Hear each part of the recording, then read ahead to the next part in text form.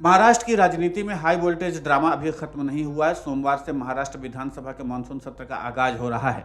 इससे पहले रविवार दोपहर वाईबी चौहान सेंटर में उस वक्त अचानक हलचल दिखी जब अजीत पवार गुट के सारे नेता अचानक वहां दाखिल हुए। अजीत पवार गुट ने वहां शरद पवार से मुलाकात की। 2 दिन में चाचा भतीजे की दूसरी मुलाकात ने सियासी गलियारों में हलचल तेज कर दी। 20 मिनट तक चली इस मुलाकात में आखिर क्या हुआ? दरअसल 2 जुलाई को एनसीपी में बगावत के बाद अजीत गुट और शरद पवार के बीच ये पहली बैठक थी। वो अलग बात है कि शुक्रवार को अजीत पवार ने अकेले शरद पवार के आवास पर जाकर उनसे मुलाकात की थी। हालांकि तब वजह पारिवारिक थी। शरद पवार की पत्नी प्रतिभा पवार सर्जरी कराकर के घर लौटी थी और उनसे मिलने आए थे अजीत पवार। 2 दिन बाद रविवार की दोपहर जब अचानक अजीत पवार अपने नेताओं के साथ वाईबी चौहान सेंटर पहुंचे तो वजह कुछ और थी। मीडिया रिपोर्ट के अनुसार अजीत पवार वहां माफी मांगने के लिए पहुंचे थे, लेकिन आखिर इस मुलाकात में क्या हुआ, खुद बता रहे अजीत पवार गुट के नेता प्रफुल्ल पटेल।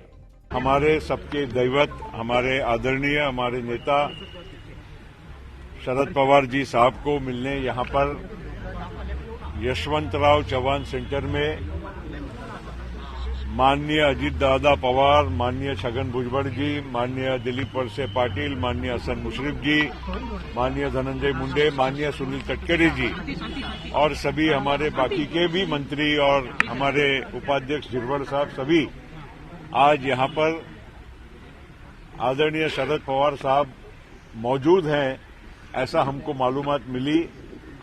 तो हम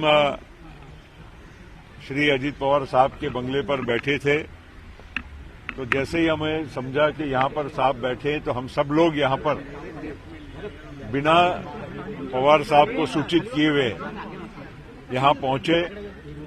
आदरणीय शरद पवार साहब के हम सब लोगों ने प्रणाम करते हुए आशीर्वाद उनसे मांगे और उनसे विनती भी की कि उन्होंने हम सब लोगों की जो एक इच्छा है कि राष्ट्रवादी कांग्रेस पार्टी एक साथ रहे और मजबूती से आगे काम करे, इसके लिए हमने विनती की और साहब को ये भी कहा कि आप इस दिशा में अवश्य विचार करें।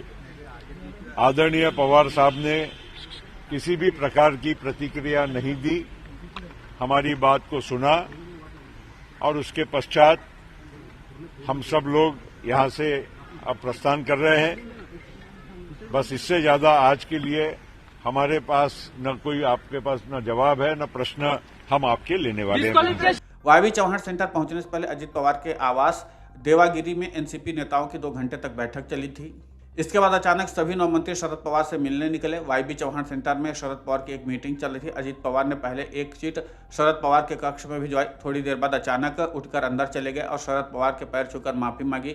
रिपोर्ट का कहना है कि अजीत ने 5 जुलाई को हुई बैठक में जो भी बयान दिया था उसे लेकर शरद पवार से माफी मांगी है। अजीत पवार के बाद एनसीपी के वरिष्ठ नेता छगन भुजबल अंदर गए और उन्होंने भी शरद पवार से माफी मांगी। इसके बाद एक एक करके सभी नेता शरद पवार के कमरे में दाखिल हुए और उनसे पैर छू करके माफी मांगी। हालांकि 20 मिनट की इस मुलाकात में शरद पवार ने एक भी शब्द नहीं कहा।